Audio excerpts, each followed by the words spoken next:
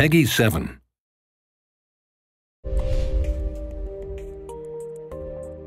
I'm Jordan Fisher from Pony Studios, and I work on programming and game design for CloudBerry Kingdom. I'm TJ Lutz, the Vice President of Pony Studios, and I'm working on CloudBerry Kingdom. We wanted to make a game that was like a classic platformer that never had to end, so we could just play it forever and, never go back into real life. TJ and I met way back in first grade.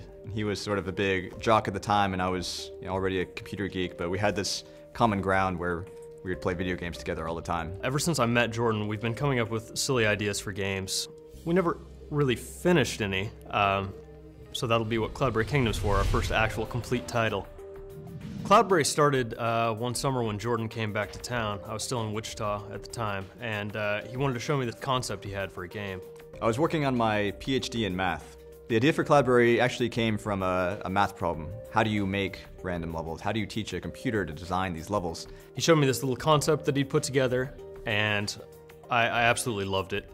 The art was all done by Jordan, and he can't draw, so we had a stick man, but the gameplay was fantastic.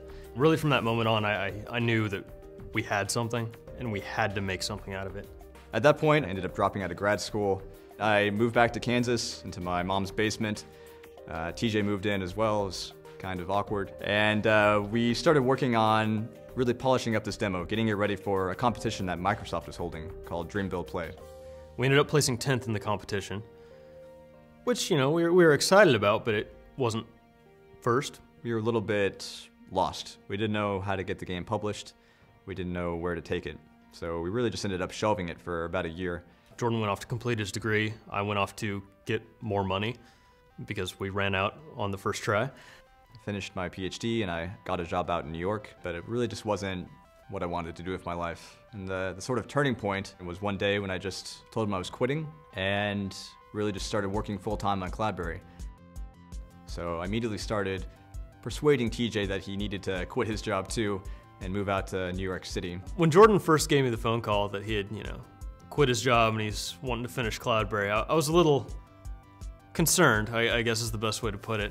So it took a couple months of convincing, but I finally got him to sell everything and put all of his money into the company. At this point, we'd been working on the game for almost 3 years, but we decided to draw it out a little bit more and redo everything.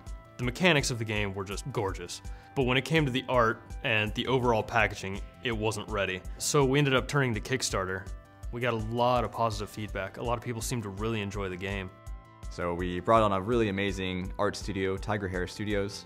That's when our support really exploded for CloudBerry. And we took the game out to E3 once we were happy with it, and Ubisoft saw it and was really excited about it.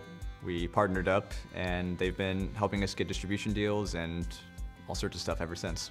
Ubisoft has been really accommodating in terms of letting us stay indie and have complete control over our IP and game design, while at the same time really helping us focus on marketing and distribution and all those things that as indies we just don't have the expertise and manpower to take care of on our own.